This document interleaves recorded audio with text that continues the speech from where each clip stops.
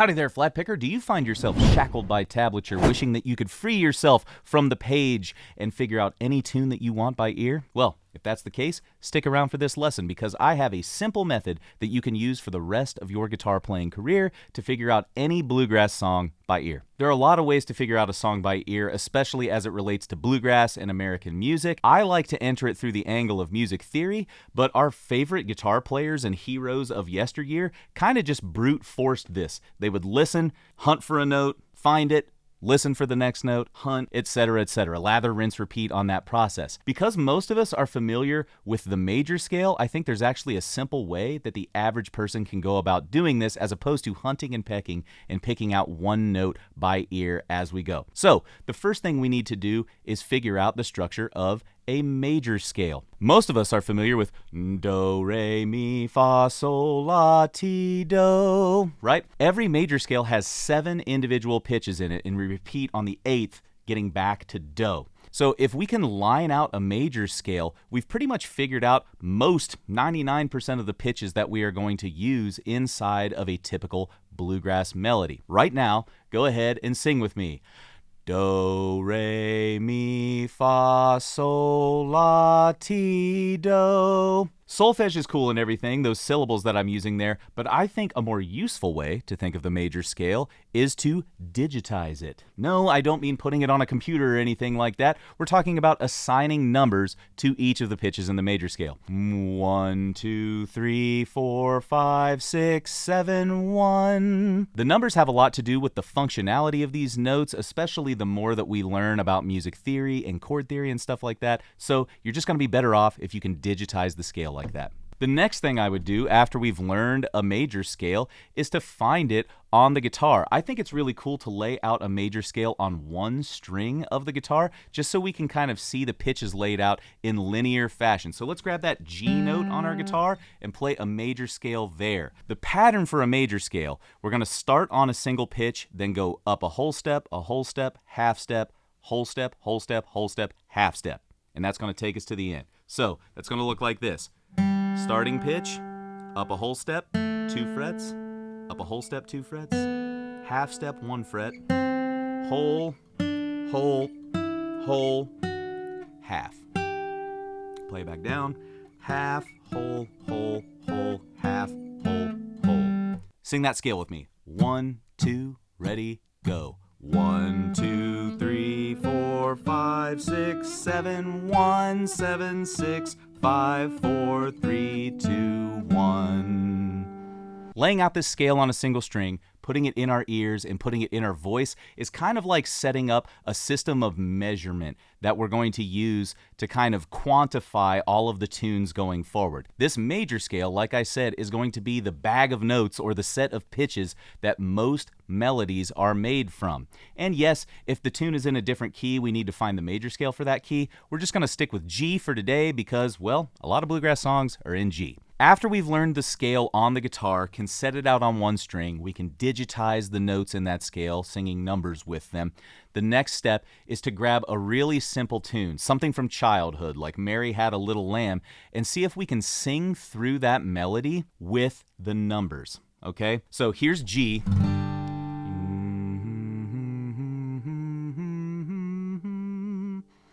Mary had a little lamb. How does that even work? Why can my brain just do that, right? Well, I'm sure yours can too. So, Mary had a little lamb, little lamb, little lamb. Mary had a little lamb, its fleece was white as snow. There we go, folks. We've got Mary Had a Little Lamb. Now that that tune is in your heads, sing that major scale. Do, re, mi, fa, sol, la, ti, do, ti, la, sol, fa, mi, re, do. Mer, do, re, mi, mer. Ah, so it seems like the first note to Mary Had a Little Lamb is that third note in the scale, B, if we're quantifying the pitches here with letter names. Start on a B note in your scale. Mary had. So from there, the melody seems to go down in pitch. So that means we probably need to go down on the scale on our guitar. Mary had 3, 2, 1. So we're just moving down the pitches of the scale. You see how my mind immediately connected the numbers with those first 3 pitches simply because we got the first pitch and then a direction. So that's the first thing you want to do. Find that first pitch, find the direction it moves from there. I even like to use my Christina Aguilera finger whenever I'm doing this. Mary had a little lamb, little lamb, little lamb. So if you can use your finger in space to help track the lowness or highness of a melody, that's actually going to give you a reference so that you can find it on the guitar or with your voice. So let's try the whole melody. Mary had a little lamb. Mary had a little lamb. So we're going down and then back up again. 3, 2, 1, 2, 3, 3, 3. Mare, little lamb. So little lamb ends on the same pitch that we started with. Let's try it on the guitar. Find that 3rd degree of the scale. See if you can play it. 1 finger is all we need.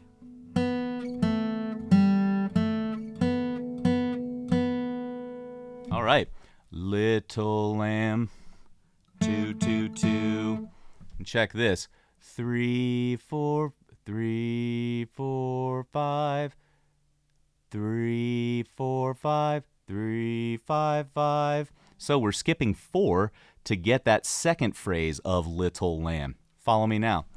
Mary had a little lamb, little lamb, little lamb. If we want to put numbers to those, we've got 3, 2, 1, 2, 3, 3, 3, 2, 2, 2, 3, 5, 5. The second half's kind of like the first. 3, 2, 1, 2, 3, 3, 3. Da da dee da da. So we go lower, then higher, then lower, then lower. So maybe it's 2, 2, 3, 2, 1. See, once you get that major scale laid out and you give yourself a set of pitches to work within, then you're likely going to find that melody. Most bluegrass tunes, most folk tunes, most children's tunes that we know don't really deviate from their original key all that much or add a lot of extra pitches. So for these simple melodies, we can kind of rely on this fact. Okay, so you figured out Mary Had a Little Lamb on a single string on your guitar.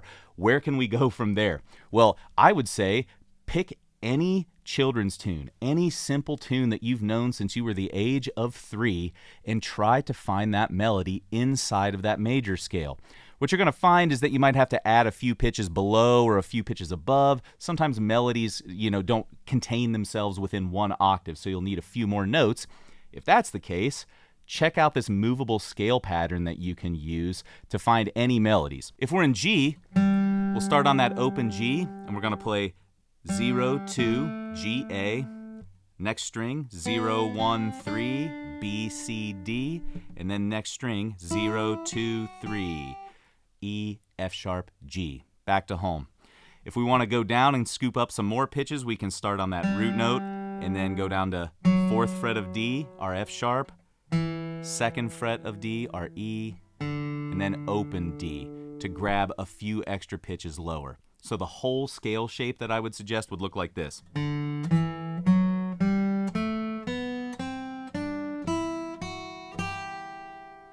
Now, how do we move that around the guitar? This is what it would look like in the key of C. So on the G string, G, G sharp, A sharp, B, C. So here's what the movable shape looks like.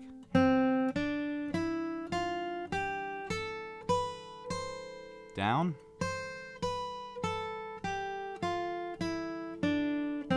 If we want to scoop up those extra pitches, there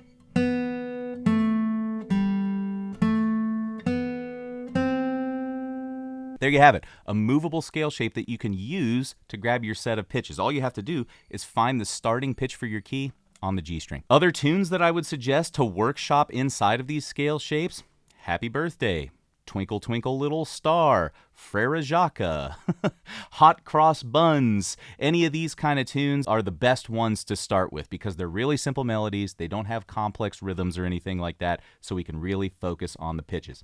Let's do another one. How about Twinkle Twinkle? Twinkle, Twinkle, twinkle, little star, how I wonder what you are. Twinkle, twinkle. Okay, so we're starting on a root note there. Twinkle, twinkle. So it's not the second note of the scale. 1, 2, 3. Twinkle, twinkle. 1, 2, 3, 4, 5. Okay, so I think the second note in Twinkle, Twinkle is actually the 5th degree of the scale. 1, 1, 5, 5.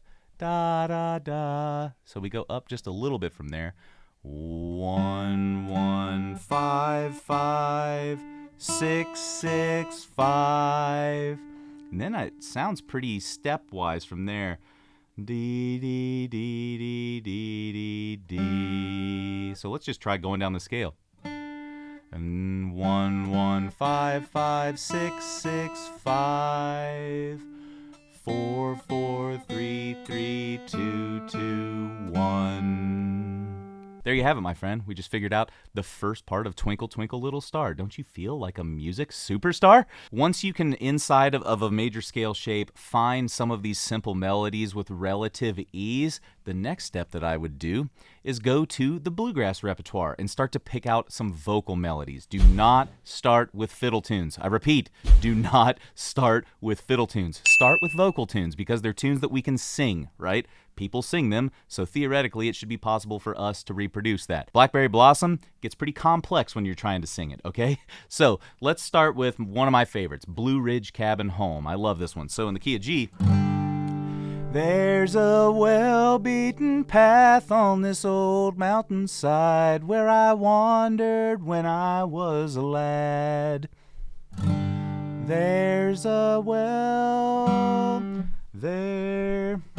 Hey, we get to start on the 1 again. So da da da da da da. So 1, 2, 3, 3, 4. Oh, 4 isn't that note. 1, 2, 3, 3, 5, 3. So let's keep going from there. 1, 2, 3, 3, 5, 3. Da da da da da da.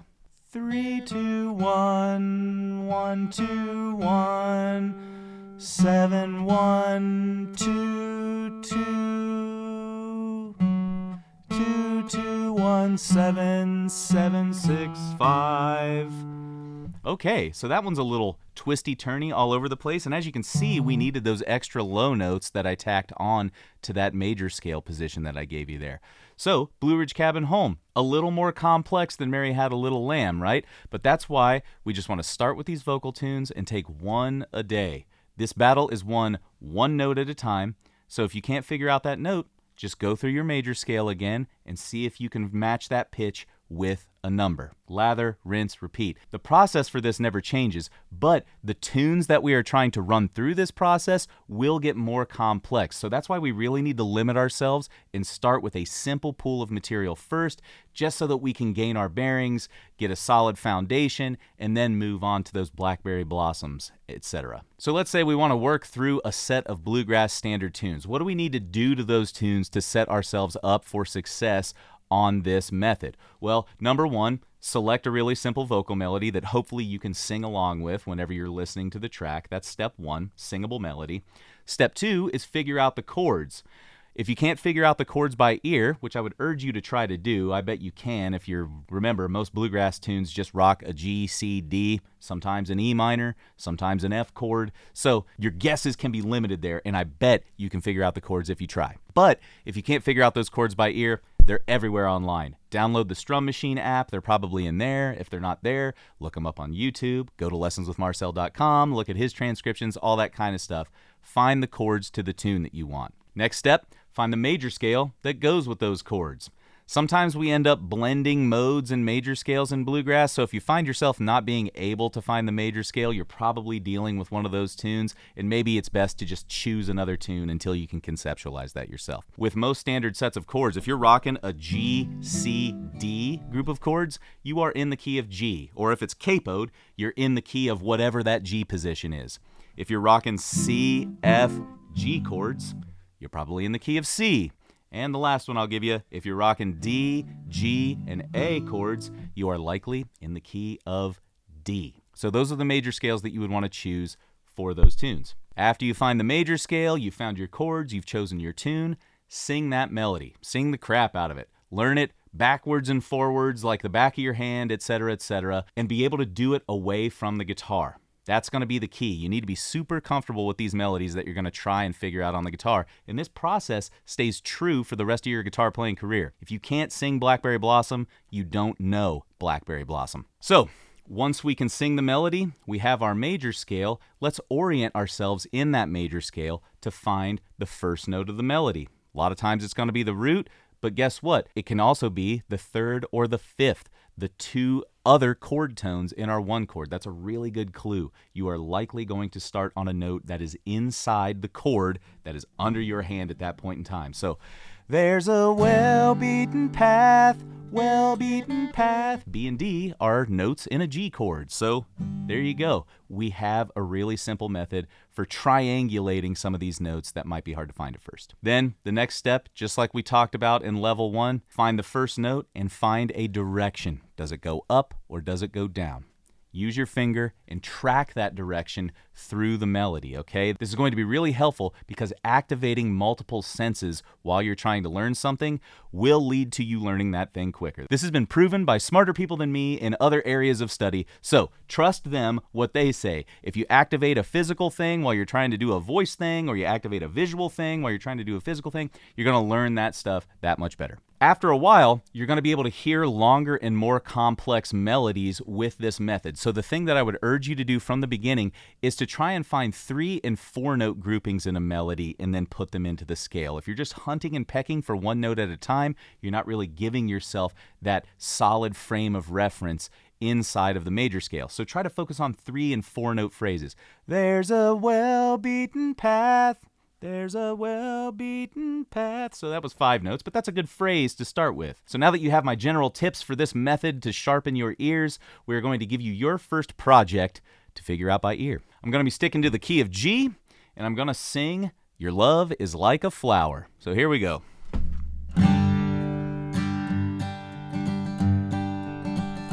It was long, long ago in the moonlight.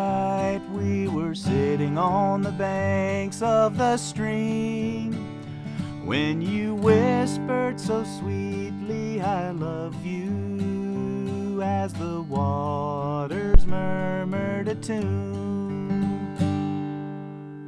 There you have it, my friend. Pause, rewind that, sing it with me, and then on that single string major scale or that one in position, see if you can start to digitize that melody and find it inside of that box. All right, my friend, there you have it. If this seems really new and daunting to you, that's okay. It was really new and daunting for all of us that started this process as well. But I promise you, after the first 4 or 5 tunes, you're really going to start to grease those tracks, and more tunes and more notes will come faster. This might be a method that you're not familiar with, so if you've got a method that you think is a little better, drop me a comment below and let me know how you like to figure tunes out by ear. Thanks so much for sticking around to the end of this lesson. Catch you on the flip side.